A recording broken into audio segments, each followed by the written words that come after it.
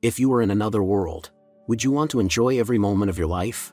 We see the main character sitting at his PC, wearing a red armband and a black shirt, and he appears to be streaming. He talks about how he wouldn't recommend streaming to anyone, but doesn't say why. Our hero is in Ataraxia, Kingdom of Logia's Sistal Academy. He goes home from class, and when he gets home, he puts on his blindfold, hangs up his uniform, and gets ready streaming. He greets the crowd with his nickname Haishin.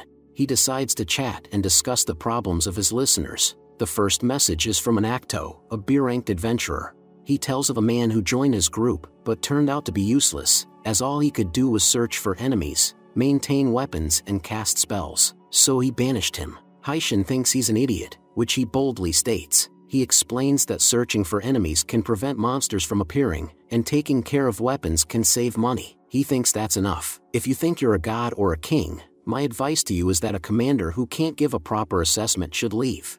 You know, once you've killed the whole group, it's too late to change anything, Haishin exclaims. His audience agrees with him. In any case, Haishin does not want to harm the group commander, he just wants him to live longer.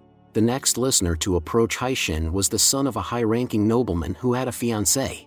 He had recently taken a liking to a beautiful exchange student and wanted to leave his wife. Haishin shouted that he would die and give his fiancée to him. It makes him think about his family, that his engagement should not be taken lightly. It makes him think that looks aren't the most important thing about a person, that their looks don't define who they are. The commentators say they don't know the whole situation and advise Haishin to find out, but Haishin closes his eyes and says he should try to get to know her better. He says he'd like a girlfriend too, then says goodbye and turns off the stream. He says he didn't think the streamers he saw in his past life would have such an effect on him and that he would become like them. Haishin has been reborn into this world. The next day, we're introduced to the professor who teaches Haishin's class. He begins to reflect on what happened after his reincarnation. At first, he was excited about the magic in this world, but now he's just taking it for granted. After all, he now has a large reserve of mana, and this is where the story begins that his real name is Kanata and Haishin is just an alias. Quickly realized that this power would not allow him to live a normal life like a normal person. He decided to take the magic test, but he obtained the S rank by restraining his power. In this world, only rich nobles or talented commoners can have a high rank and pass this test. Nobles don't like commoners, despite the school's attempts. The discrimination against the commoners remains, so the commoners must be polite.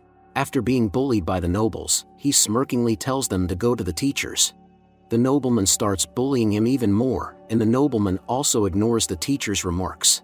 But then a girl, Maria Ataraxia, apologizes for being late. As a result, the boys fall behind Kanata. The teacher immediately forgives her for mentioning home, where she has many worries. Maria thanks the teacher for her understanding. They start a demonstration and one of the nobles rushes forward, clearly underestimating Kanata, thinking he's only S rank. He needs to hit a target with low-level magic, so he aims at the target and fires a shot. The shot hits the target accurately. Next is Kanata, who prepares to fire a shot but miscalculates the power and releases a huge fireball that destroys the target. Maria and the students look on in shock. The teacher thanks him for his excellent demonstration and shows what's left of the target. The nobles decide that he has cheated and call for magic to make the shot. Mary approached them and called out to them, asking them to forget their pride. Mary says that it doesn't matter if a student is a commoner or an aristocrat. She smashes the tree and asks the nobles to stop talking nonsense. They agree and bow their heads, then approach Kanata and say that his magic is amazing. We learn from Kanata's thoughts that this is royalty, the third princess, Lady Mary. The people stare at him. She says to heed the princess's words. Kanata interjects. She remains silent, but then says that even if the nobles are annoying, one should not provoke them. Kanata replies that he doesn't care about the nobles. At this point, we see one of the students watching him from behind a tree. Kanata returns home, turns on the stream and greets the audience. He starts talking about his PC and how he made it himself. He was given a normal terminal when he enrolled, but with some research, he turned it into a computer. This world has terminal communication, but using his limitless power, Kanata was able to create a fake internet platform. If anyone tried to do this, they would run out of mana in a matter of minutes. He begins to tell the audience that the aristocrats have once again bullied the commoners. The conflicts still haven't gone away. He reads the audience's reactions that the status difference will not just go away. He says that people can't live in peace. Suddenly he receives a colored comment or a donation. The sender is an unnamed princess. She greets him and says she's glad to hear his voice again. She says this is her way of saying thank you. She sends him 10 gold coins. He thanks her, but is confused when he realizes that she sends him these every day. Kanata asks her if she steals money from her parents. The princess reassures him by telling him that the money is hers. She also says that if he really wants to feel what it's like to have a girlfriend, she'd be happy to help. He says he won't meet anyone or he'll be found out quickly. He thanks the princess, but says if there's a chance, why not? We learn that the mysterious princess is Maria. She's crazy about Kanata without realizing it. She believes him to be an extraordinary man who has broken into Ataraxia. His words have shown the way to many people. He is confident and not afraid to take responsibility. She's mad about him. She listens to his voice. She's obsessed with him. As you can imagine, in this world, Haishin has a lot of crazy fans, and in the future, these feelings will only grow. Without thinking, Kanata said he wanted to meet her. At that moment, he had no idea what this would lead to. In this world, Kanata is the only and most popular streamer. His nickname is Haishin, but his activities have spawned a real cult made up of Yandere. Our hero is finally free, and he has decided to take the road where there are fewer people. After this incident, the people around him started to annoy him even more. They think that Kanata cheated in the exam, but even though the nobles annoy him, he can always relax by streaming. Kanata accidentally overhears a student declare his love for Princess Maria, but she rejects him. Kanata looks over and recognizes the student as the rich boy. The boy asks Maria why she has rejected him, and Maria replies that she already has someone to whom she wants to devote herself, meaning Haishin, or Kanata. The nobleman cries and runs away, wishing Maria and his mysterious lover happiness. Kanata notices that Maria is his type. He likes girls with big eyes. He decides to go another way, but suddenly Maria calls him over. She says it's not good to eavesdrop, and that she noticed him right away. Kanata immediately tries to justify himself, but Maria starts laughing. Maria says she's just kidding and Kanata thanks her for understanding, then runs off. Maria thinks she's heard that accent before, clearly alluding to Haishin. Kanata comes home and starts the broadcast. Maria is there and she starts going crazy again. She is so much in love with Haishin that she quickly gets out of the elegant lady persona. She hears the notification and realizes that someone has decided to support Haishin. She literally tells herself not to screw up. Donut contains the idea that the human race should be destroyed, but Haishin doesn't understand those who say that, and he hopes they can live in peace. Many say that demons are cruel, but there are plenty of bad people too. You've all heard of slavery and discrimination, right? The next events begin when Mary is told to stop near an unknown building. She gets out of the carriage and enters the building. It turns out to be a slave market. She asks the clerk, Sebastian, what it is. Sebastian answers as it is and says it is a slave market. Maria thinks it's a relic of the past. She asks Seabass if it can be stopped. Seabass replies that slavery is profitable for the higher-ups and the law is very difficult to change. Maria doesn't understand what they should do then. Seabass says there is a man who can help them find the right way. He hands her a phone with a haishin stream on it. Maria wants to believe that this is the person who can solve this problem. Maria sends a donation to help abolish the slave market and introduces herself as the nameless princess. Haishin is surprised and says he didn't know slavery existed in this country. Haishin thinks that slavery has been abolished and that Haishin is against taking away people's freedom. Haishin makes a competent speech about how he has no power to change the law, but if the nameless princess really is a princess, she should make the first move. Haishin is sure that she can save many lives of slaves who are being mistreated. He looks forward to reforms that will improve their lives. Mary orders Sebastian to prepare a carriage, motivated to take personal control of the situation. Slavery was completely abolished and a strict prohibition was enforced. The suffering of the slaves stopped.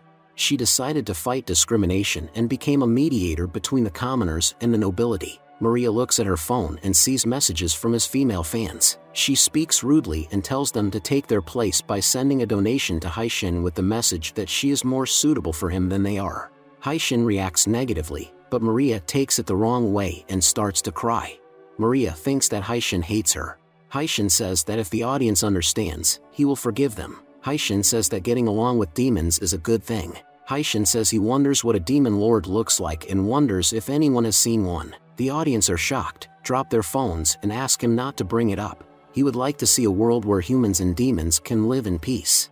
One of the listeners says that he is a really interesting guy and that he tries to think positively. Kanata didn't even realize that he had touched on the forbidden subject of this world. A few months before Kanata's announcement, an unknown demon was torturing people, causing spatial chaos. The demon grinned and said that this magic was beyond SSS level. They didn't stand a chance. Demons and humans have been fighting for years. The unknown demon wondered, what's the point if they still can't come to a compromise?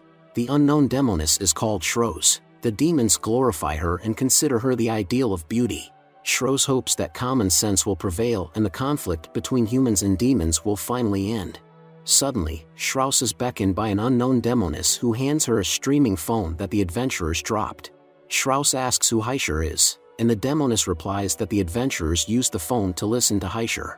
But some waves do not reach the phone because they are literally very far away. Shros thinks about it and thinks that it could be useful for gathering information. Shros asks her to improve the waves and get the terminal. The demoness obeys and runs off to carry out the order. The demoness carries out the order and approaches Shros. Demoness asks Shros if she is satisfied. Shros says she is and it will help her pass the time.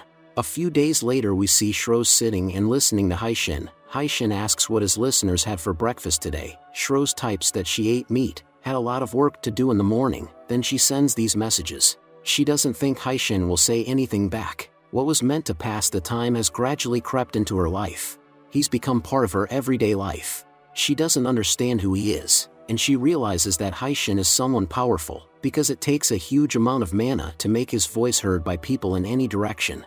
Judging by this, it's safe to say that Haishin's mana reserves are greater than Shri's. She realizes that he's an unusual guy, and she doesn't like it. She overhears Haishin wondering about the war between humans and demons, and realizes that he's wondering the same thing. Haishin expresses his opinion that instead of war, it would be nice if the leaders of both sides could meet and solve the problem peacefully. Shros sees him as a kindred spirit and sends him a large donation. The sound of the donation, Shros' happiest time. Shros also became a mad Yandere. Slavery, discrimination. Nameless princess interrupted Shros' donation. Nameless goddess writes that she also wants to get along with demons. Haishin wonders what a demon lord looks like. We go back in time to see Shros taking a shower, thinking about Haishin. Shros overheated in the bath and eventually had to get out. We see Shros' feelings manifest. She's thinking about how she wants to see him, to meet him, to see his face, to grab Haishin and hold him in her arms. She dreams of it, and apparently our Shros has fallen in love with Haishin. We see Shros open a portal to the human world. Shros goes in search of Haishin. She appears before the king, and first she decides just to make a truce with the king. We see all the citizens rejoice as news of the truce spreads throughout the city. Kanata even notices how famous he's become in places he didn't even know he was. Hi, if you enjoyed this retelling, be sure to leave a comment with the word God so I know you want a continuation of this story. And don't forget to like and subscribe to the channel. See you all again and bye-bye.